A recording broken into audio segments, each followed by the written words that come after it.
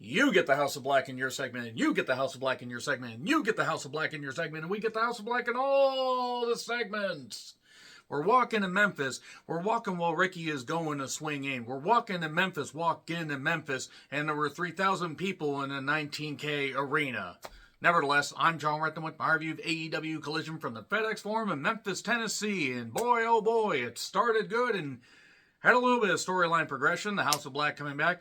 Certainly is going to be interesting to see how this plays out, but just a few too many blackouts. It was kind of cool at first, and then okay, and then whatever. At least it started good. So Shivani, Kevin Kelly, and Nigel on commentary. Let me say right now, I like Shivani.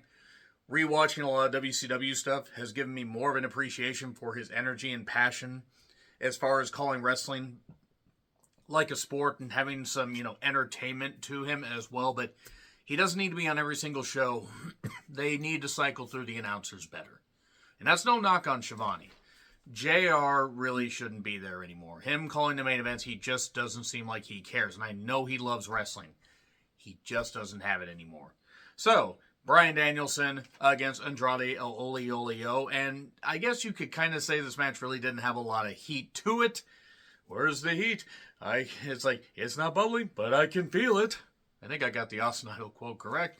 Nevertheless, Andrade El Olio can work when he's especially with the right person. And Danielson, perfect guy for him to work with. 20 minutes, good back and forth shit. Dave Brown will show up later to call a match. Don't worry, I'm definitely, absolutely 100% going to talk about that match. Poor Dave Brown. They were singing chanting whoop that trick. Sex work is legit. Oh wait, that's something they say in Memphis. It's not because she's turning tricks on whatever street corner. So, Bryan had very off-putting hair. I don't really know what he was going for there. That being said, well worked. Good chops, hard kicks, good pace. They had a nice ebb and flow to it. Good pop on the series of spots. Nice moonsault to the floor. Good, good mat wrestling. Good high spots. And we got the Bukkake knee, and that went to the break. Commentary mentioning Danielson's rod that he has in his arm. His arm is full of a rod that he will slam across your face. When you get Danielson's rod across your face, you're going to go down. We got Nigel laying into Danielson. I think Nigel's still pissed because Danielson wasn't cleared for Wembley. Because there were rumors that Nigel was going to actually make a return for one night in Wembley. Maybe they do it next year. I mean, it certainly would be a way to wrap up Danielson's last year in wrestling. LaBelle lock, figure 4 into the figure 8, got to the ropes. And then the knee missed, and we got roll up, and then we eventually got another roll up 1, 2, 3. So, not a bad match. Well worked. Danielson got a victory. Show of respect. I did like the sign that said Sonic 06 was a good game. It's not, but maybe it would have been better if they hadn't had, the team divided between Sonic 06 and whatever other game that they were doing at the time. I forget what. I used to know. And then suddenly the Blackout, and then here's Malachi, and he kicks him. Hits him with a black mass. And there you go. Okay, and then the lights out again, and he's gone. But Claudio and Yuta are there. I was talking to a friend of mine. Check under the ring. Check under the ring. So, Darby talks about Nick Wayne and his attitude changes. And, well, Nick, if you have a problem with what I'm saying, come greet me. Darby wants to climb Mount Everest. He really wants to die. Sky Blue then beat Hollywood Hallie J. Or Haley J. Or whatever the hell her goddamn name is. That piece of shit. Just Google her. You'll exactly know why people don't like her. Sky Blue won. Wasn't a bad match. It was the only women's match on this whole thing. They had a women's backstage promo a little bit later. And then, we get the Guns with Jay White Toast against the Outrunners, who I thought were a mullet sporting version of the Rock and Roll RPMs. The Guns won with 9 lives to Puma. And then the lights out. The Devil is on the screen. Who is under the Devil mask? Is it MJF? I don't know if it's going to be MJF. I don't know if it's going to be. funny as it would be, I don't think it will be. Lexi is with Orange Cassidy, and Statlander needs to get a workout and lifts Lexi. Can she lift me next? Nevertheless, Dave Brown joins for this attempt at a Memphis street fight. Okay, it's Eddie Kingston versus Jeff Jarrett with Team TNA, including Karen Jarrett, who needs to go home and just be a goddamn housewife or go do something away from wrestling. Just because you've taken a lot of wrestling dick doesn't mean you actually deserve to be on a wrestling show. And I'm sure she's a nice person. She's offered nothing positive to any wrestling program since she debuted. And that's going all the way back to TNA. I don't mind Jarrett when he's actually out there able to do a wrestling match because he can still go, but this was garbage. By the way, if Jeff won, then Eddie would have to defend the Ring of Honor Championship against Jay Lethal. You know, they probably could have just done a regular match and it would.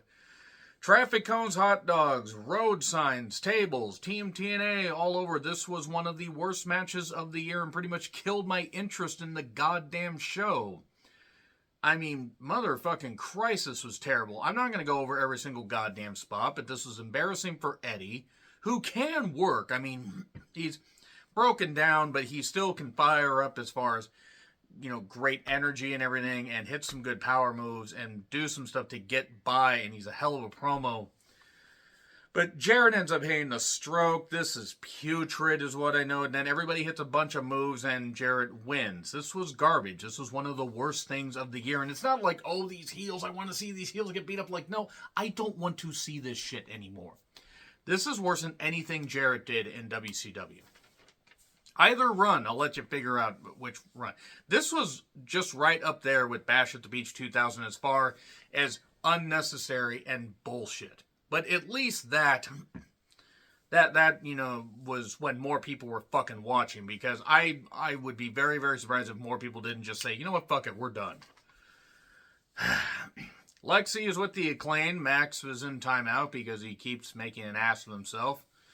And then CJ, she's there, CJ Perry, the former Lana, who is as good at wrestling as she is at acting. If you saw her brief role in Wife-Like, I'm sorry, because Wife-Like wasn't very good. I think Action Andretti has a real chance. Does he, though, Shivani? Does he? He got some shots on Miro, but Miro eventually beat him with the game over. Now, there was a DDT that was totally whiffed, a nice 450. Action Andretti, if they had bothered to utilize him before this, after that win over Jericho, and, you know, a few other, you know, brief flurries shortly after that. Now, I barely remember that he ever beat Jericho until somebody says, oh yeah, by the way, he beat Jericho about a year ago. It feels like it was like 5 years ago. So yeah. Who cares? CJ's there. This whole storyline shit. Lexi then interviews the NWO Black and White 2.0 version. Because it's 2.0. Who's Vincent? One of 2.0 is Vincent. Anna Jay seems like a bright, personable, and very, very nice woman. She cannot talk for shit.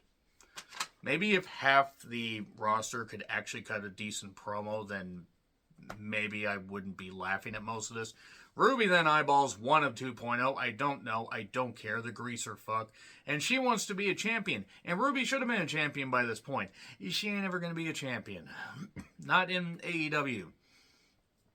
So then Roosh apparently says, oh, you think I'm dangerous? Well, then my whole entire unit is dangerous. Dangerous, so dangerous. His whole entire unit is dangerous. That was a reference I didn't expect to actually make here, but yeah, he yells. I like Roosh as far as a talent. This just makes no sense. We don't need more factions. I'm sorry, we don't. So, Eddie yells about Jay Lethal. The woman medical staff member there was corpsing and cracking, and I mean, she's cute, but I don't have a problem with people cracking because she probably didn't expect to be on camera, but they cut right to Eddie and kind of shot an A, and they're like, okay, let's pull back, and god damn it, she's still corpsing. It was funny, but Eddie's doing his fired up promo, and you have this medical staff person that just, I'm sorry, it just, oh god.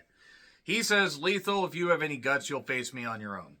FTR then faced two guys. One guy that looked like he had Hulk Hogan's Fu Manchu and looked like a kid and play version of Fred Rosser. But then the lights out and House of Black are back. Well, Malachi, and then lights out again, and then here's Buddy and Brody, who has a cast on his hand. They lay them out. Then Battle of the Belts, 8, Dynamite, and Full Gear rundowns. By the way, Battle of the Belts will be coming up just after this. And JR out for the main event. Claudio and Yuta against Starks and Bog Bull. Because of the shoe in the middle, it doesn't look like an I, it looks like an O. AEW tag titles. They gave this 25 minutes, and yeah, they ended up having a bit of a, bit of an aftermath, so they didn't use the full 25, but this was a match that should have gone 12. Yuta got beat up for a while, tagged Claudio. He had as much fire as he could have. And then Wheeler missed a kick doing the giant swing thing. To be fair, that has a hard spot to time.